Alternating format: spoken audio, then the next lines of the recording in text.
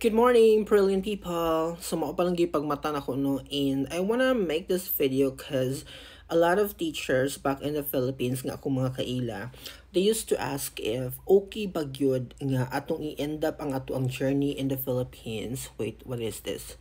Okay, and then move venture ta sa atong next journey here in Taiwan. Well, I have to say, depende gina siya sa imuhang focus, among goal, unsa may imong reason, nganong muhawa man ka. For example, if you're teaching now sa Department of Education, what is your point? Okay? Nganong mo give up man ka sa imuhang permanent job in the Philippines and then mo venture kag opportunity in another country. Pero kung necessary gid siya, well, I have to say Taiwan is the best place for you to go after the Philippines. Kay diri amang sa Taiwan, kahit papaano gitagaan ta og saktong value no as a teacher. Ang ilahang salary competitive gyud, unya ang ilang mga benefits kay ginahatag to teachers, makaingon jud ka nga makatao gid siya in a sense. So I have to say, if imong i-give up imuhang job in the country, in the Philippines I'm talking about, ay mas maayo gyud nga moanhi ka diri sa Taiwan. Mauni siya imuhang first country nga i-try usa.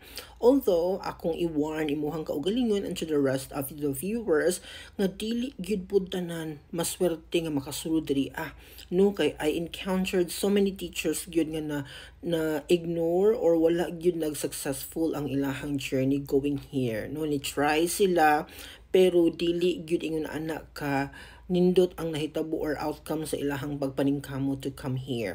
Pero I believe it's a redirection ramang gyud sa imuhang life kung aha ka ibutang ni Lord kay daghan pa mga country in the world nga open ang ilahang country for Filipino teachers. Yun ana.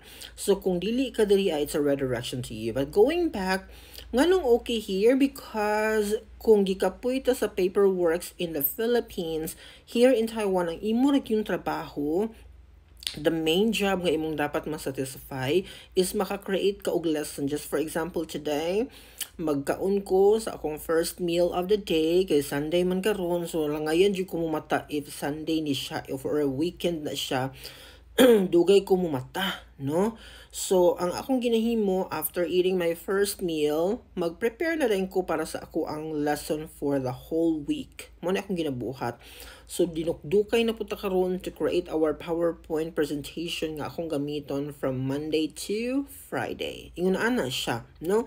So, medyo madugo lang yun ang pag-create og PowerPoint here kay dili man gulo siya basta-basta nga imo lang ipang pilit-pilit dira ang mga words or mga photos, no? Kailangan gyud nga pinag-isipan siya, kailangan engaging siya, kailangan makita nimo ang outcome nga may malipay pa ako mga student ani, maka-engage pa sila while we're having our lesson. Kay kung dili pud baya na sila maka-engage, maburingan na sila, luoy pud baya ilong dagway mga dear. Kay ang ato manggong audience here, little ra ilahang capability to adapt the language, no? Kumbaga ang ilahabang level sa proficiency, medyo ubos pa gyud kay mga bata pa man na sila. And then we are introducing them different language. So medyo challenging is sa ilahang part. So mao na nga when you make your PowerPoint, kailangan gyud nga imo na siyang i-imagine kung kaya ba ni nila ma-cope up kaning lesson or kaning mga words nga akong gi-reflect sa akong PowerPoint, enough ba siya or easy ba siya to be understood by my students. Yun ana nga mga considerations nga imo dapat i-huna-huna, no, upon creating your PowerPoint presentation. But going back to the main point of this video, kung okay ba gyud nga mo padayon ta sa aton journey as a teacher in another country, particularly in Taiwan, I have to say it's a big yes. Dili perfect ang imong ma-experience here. You will also encounter toxic people along the way, na mga challenges, mga struggles nga imong ma-encounter.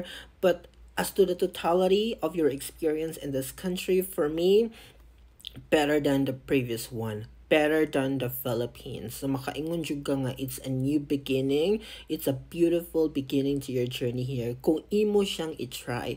So manang kamo kung naana mo yung mga idea nga you wanna come here, so i-try lang gid ninyo kay wala man gyud, no one can tell man kung di na to siya testingan, no? So if naana kay final decision, just try, and I can really recommend Taiwan as your next destination if you want to teach. Bye bye.